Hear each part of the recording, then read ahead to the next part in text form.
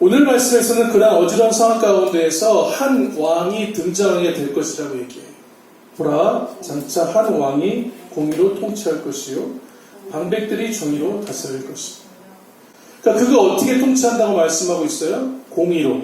그리고 함께하는 수반하는 사람들도 정의로 통치할 것이라고 말씀을 하고 있어요.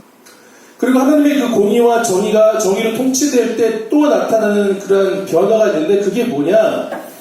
그 공의로 말미암아서 화평과 안전이 임한다는 거예요. 그동안 어리석은 자들의 그런 탐욕적인 통치로 인해서 위협과 공포, 불안감을 가지고 살았던 그 주님의 백성들이 이제는 그 왕의 공의로운 통치로 인해서 이전과는 다른 그런 삶을 살게 된다는 거예요.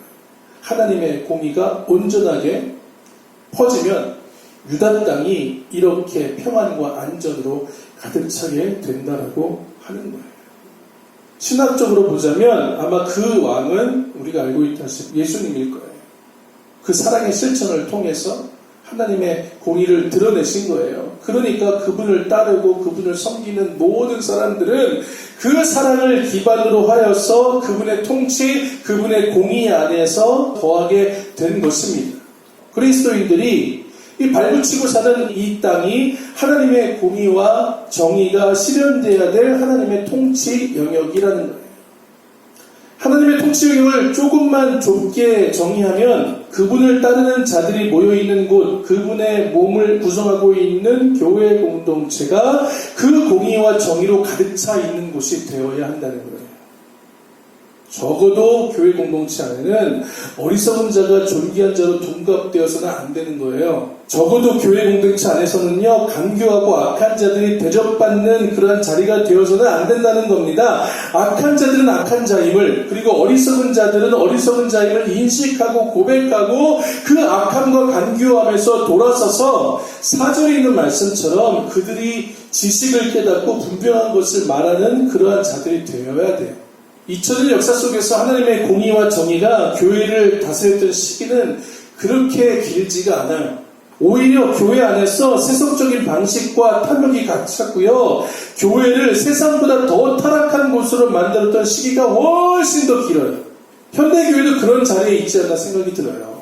지금은 오히려 박차고 나온 저 로마 카톨릭보다 더 세속적으로 변했어요. 교회 안에 하나님의 공의와 세상의 탐욕 중 어느 것이 더 크게 자리 잡고 있다고 생각하십니까? 교회가 하나님의 말씀을 자신들의 세를 불리고 덩치를 커지는 데 이용하고 있지는 않아요?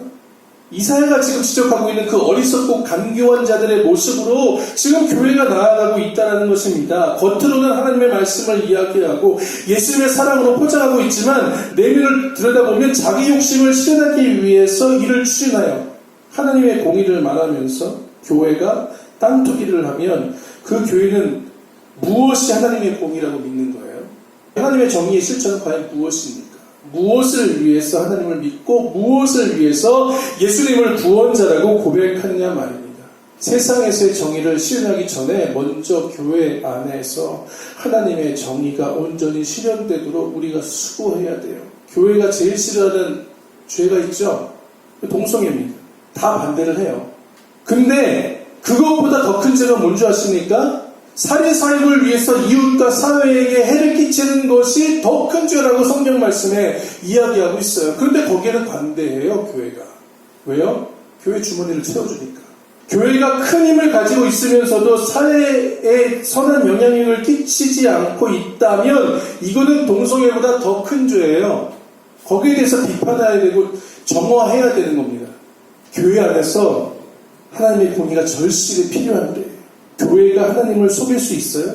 교회가 하나님의 뜻과 반대로 움직일 수 있습니까? 한 몸인데 다 연결되어 있는데 딴 생각을 할 수 없다고 얘기를 해요. 머리 대신 그리스도와 결을 달리할 수가 없는 거예요. 만약에 그런 교회가 있다면 그건 더 이상 그리스도의 몸된 지체, 교회가 아닌 거죠. 사적인 이익 집단일 뿐인 거예요. 이단과 다를 바가 없고요. 이단이라고 해도 무방해요. 교회가 교회다운 하나님의 자녀로서의 공동체, 이 모습들을 회복해야 돼요. 그럼 우리 교회는 어떤가요? 어떻게 하면 교회 안에서 하나님의 통치가 임하게 될지, 어떻게 하면 내 삶과 내 가정 가운데서 하나님의 공의가 실현되게 할지를 계속적으로 생각하고 묵상하고 그것을 삶으로 옮겨내야 한다는 것입니다. 하나님의 온전한 통치 하에 있을 때 우리에게 평화와 안전이 주어진다고 하는 것을 기억해야 돼요. 교회뿐만이 아닙니다. 사회도 이러한 평화와 안전을 경험해야 되지 않겠어요? 그러려면 교회가 교회담을 회복해야 되고요. 그리스도인이 그리스도인다움을 회복하면 돼요. 여러 가지로 어려운 세상 가운데서 우리가 하나님을 믿고 섬기고 있어요. 하나님만이 모든 문제의 열쇠가 되시고 또한 치료자 되신다는 것을 고백하면서 살아가는 그런 우리 모두가 되기를 주님의 이름으로 소망합니다.